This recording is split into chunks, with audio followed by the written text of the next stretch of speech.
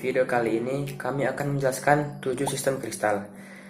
Dalam pelajari dan mengenal bentuk kristal secara mendetail, perlu diadakan pengelompokan yang sistematis. Pengelompokan itu didasarkan pada perbandingan panjang, letak, dan jumlah serta nilai sumbu tegaknya. Bentuk kristal dibedakan berdasarkan sifat-sifat simetrinya. Dibagi menjadi 7, yaitu isometrik, tetragonal, heksagonal, ortorombik, monoklit, dan triklit. Dari 7 sistem kristal dapat dikelompokkan menjadi 32 kelas kristal. Pengelompokan ini berdasarkan pada jumlah unsur simetri yang dimiliki oleh kristal tersebut. Sistem isometrik terdiri dari 5 kelas, sistem tetragonal mempunyai 7 kelas, sistem ortorombik 3 kelas, heksagonal 7 kelas, dan trigonal 5 kelas. Selanjutnya, monoklin mempunyai 3 kelas dan triklin 2 kelas. Berikut adalah klasifikasi sistem kristal. Yang pertama ada sistem kristal isometrik. Sistem kristal isometrik biasa disebut juga dengan sistem kristal reguler atau sistem kristal kubus atau sistem kristal kubik. Nah, sistem kristal ini memiliki 3 sumbu. 3 sumbunya itu semua sama panjangnya dan antar sumbu saling tegak lurus membentuk sudut 90 derajat. Sistem kristal isometrik memiliki 3 sumbu yang sama panjang, yaitu sumbu A, sumbu B, dan sumbu C. Nah, sistem kristal isometrik juga memiliki sudut-sudut yang diapit oleh masing-masing 2 sumbu. Nah, di antara sumbu A dan sumbu B ada sudut gamma. Di antara sumbu A dan sumbu C ada sudut beta. Di antara sumbu B dan C ada sudut alfa. Nah, sudut-sudutnya itu sama besar, sebesar 90 derajat. Selanjutnya, sistem kristal isometrik dibagi menjadi 5 kelas, yaitu tetratoidal, gyroidal, diploidal, heksatetrahedral, dan heksatahedral. Contoh mineral yang didapati menggunakan sistem kristal isometrik itu seperti galena, halit, pirit, dan fluorit. Sama halnya dengan sistem isometrik, sistem tetragonal ini memiliki 3 sumbu, di mana sumbu A dan sumbu B memiliki panjang yang sama, sedangkan sumbu C berlainan. Sumbu C ini dapat lebih panjang ataupun lebih pendek, namun biasanya ada beberapa kasus sumbu C ini lebih panjang daripada sumbu A dan sumbu B. Dan sekarang saya akan menjelaskan ciri-ciri dari tetragonal. Di sini sekarang sudah ada contoh peraga dari tetragonal. Tetragonal mempunyai 3 sumbu kristal yang masing-masing saling tegak lurus. Pada kondisi sebenarnya, tetragonal memiliki hasil rasio A1 sama dengan A2 tidak sama dengan C, yang artinya panjang sumbu A1 sama dengan sumbu A2 tapi tidak sama dengan sumbu C, dan juga memiliki sudut kristalografi alfa sama dengan beta sama dengan gamma sama dengan 90 derajat. Nah, jadi pada sistem kristal tetragonal ini sendiri terbagi menjadi 7 kelas. Nah, yang pertama ini ada kelas piramidal, yang kedua ada kelas dipiramidal, ketiga ada kelas disfenoidal, keempat ada kelas kalenohedral, yang kelima ada kelas ditetragonal piramidal, yang keenam ada kelas trapezohedral, dan yang terakhir ada kelas ditetragonal dipiramidal. Untuk sistem kristal tetragonal, ada beberapa mineral yang memiliki sistem kristal ini. Di antaranya yang pertama adalah rutil, yang kedua ada pyrolusite, yang ketiga ada vesuvianit, yang keempat ada zircon, dan terakhir ada chalcopyrite. Setelah ini akan dijelaskan lebih jelas mengenai sistem kristal heksagonal.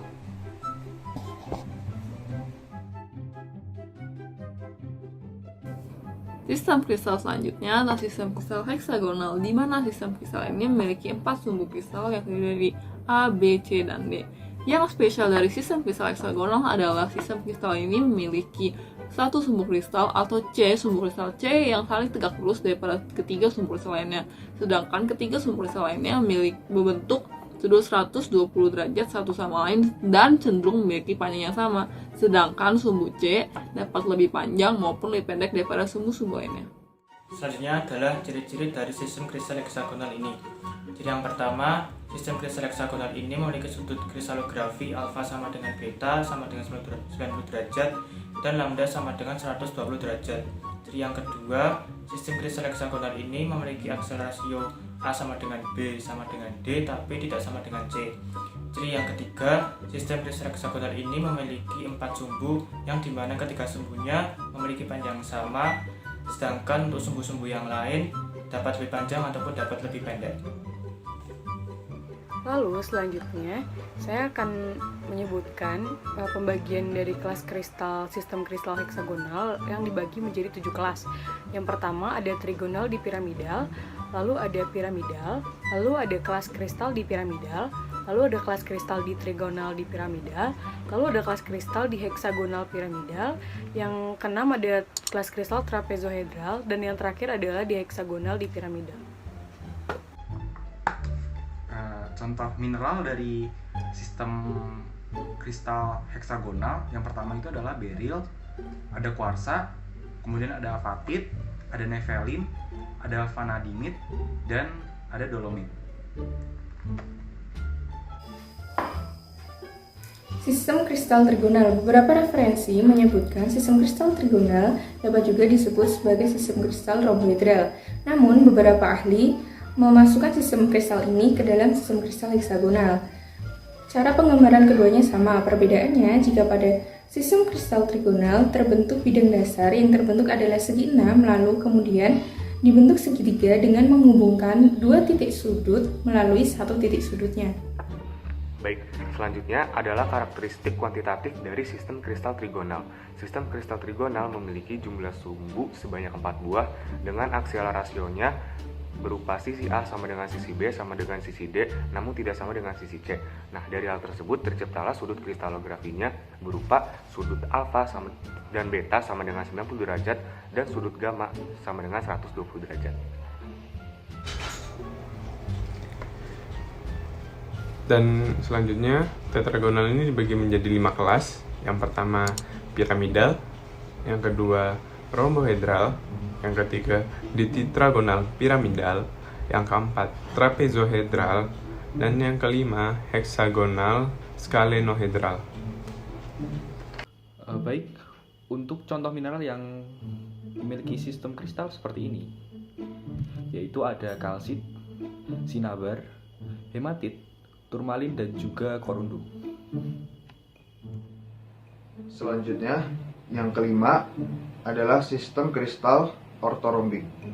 Sistem kristal ini disebut juga sistem kristal rombis dan mempunyai 3 buah sumbu simetri kristal yang saling tegak lurus satu dengan yang lainnya, dan memiliki 3 sumbu dengan panjang yang berbeda-beda.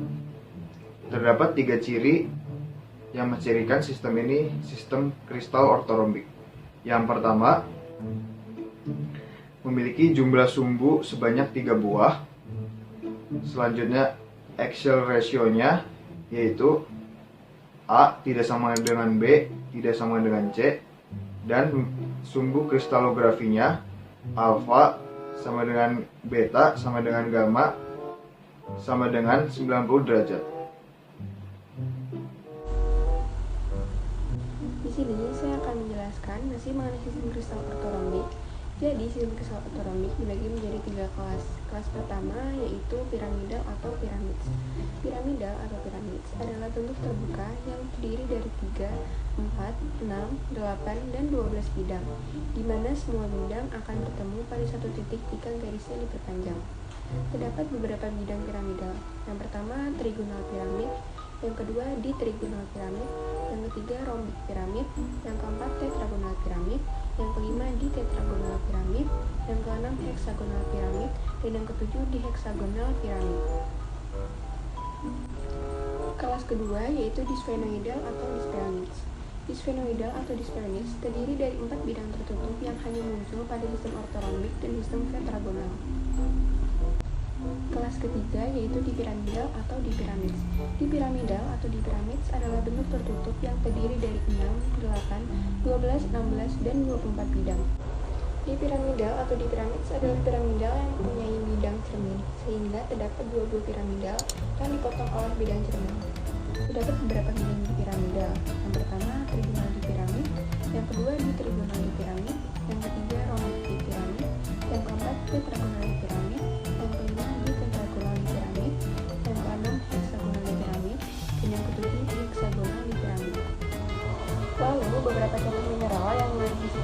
ortorombik itu yang pertama ada aragonit, yang kedua olivin, yang ketiga sililit, yang keempat sulfur, yang kelima topaz, dan yang keenam barit. Sistem kristal selanjutnya adalah monoklin. Monoklin artinya memiliki satu sumbu yang miring dari ketiga sumbu yang dimilikinya. Sumbu A tegak lurus terhadap sumbu B, sumbu B tegak lurus terhadap sumbu C, namun sumbu C tidak tegak lurus terhadap sumbu A. Ketiga sumbunya ini tidak memiliki panjang yang sama. Biasanya sumbu C merupakan sumbu yang paling panjang dan sumbu B merupakan sumbu yang paling pendek. Jadi ciri-cirinya monoklin ini memiliki tiga sumbu. Aksial rasionya A tidak sama dengan B, tidak sama dengan C. Sudut kristalografinya alfa sama dengan theta sama dengan 90 derajat, namun beta tidak sama dengan 90 derajat. Lalu sistem kristal monoklin dibagi menjadi tiga kelas, yaitu ada domatik, sphenoidal, dan prismatik. Yang pertama ada doma, kelasnya itu ketiga, simetrinya M, elemen simetri satu bidang simetri.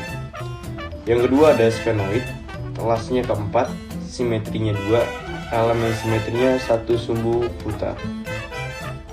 Yang ketiga ada prisma, yang dimana kelasnya itu kelima, simetrinya 2/M, dan elemen simetrinya satu sumbu putar 2. Nah, selanjutnya contoh mineral dari sistem kristal monoklin. Nah, dari contoh mineral dari sistem kristal monoklin sendiri itu ada contohnya seperti epidot, ada augit, malasit, kemudian ada azurit, dan gipsum serta ortoklas. Sistem kristal selanjutnya adalah triklin. Triklin merupakan sistem kristal yang paling tidak beraturan. Dia memiliki 3 sumbu kristal yang tidak sama panjang dan tidak saling tegak lurus, sehingga sudut-sudut yang mengapit sumbu-sumbunya tidak sama dengan 90 derajat dan tidak sama besar. Untuk sistem triklin sendiri dibagi menjadi 2 kelas, yaitu pedial dan pinakoidal. Serta contoh-contoh dari sistem triklin adalah yang pertama plagioklas, yang kedua adalah rhodonit, yang ketiga adalah wollastonit, yang keempat adalah kyanit, serta yang kelima adalah albit. Sekian penjelasan dari kelompok 4 tentang sistem kristal.